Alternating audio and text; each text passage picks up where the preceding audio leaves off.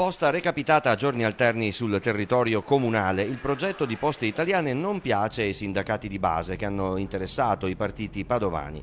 Una mozione di più gruppi politici chiede al Consiglio Comunale di dare parere negativo, per quanto non vincolante, a questa decisione, che non è solo provinciale ma nazionale.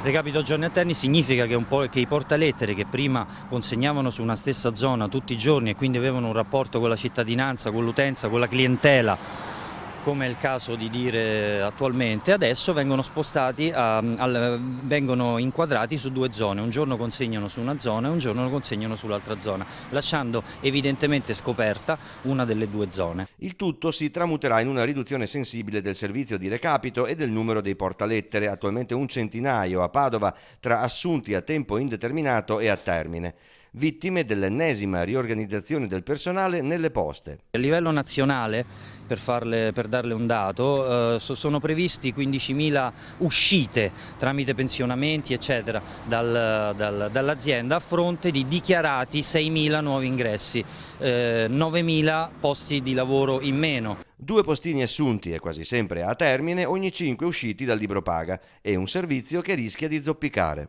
In tutta Italia, immaginiamo anche a Padova, c'è stata la percezione da parte della cittadinanza di un servizio che appunto non era più lo stesso di prima. Le RSU CUB delle Poste del Veneto hanno indetto uno sciopero per il prossimo 26 ottobre.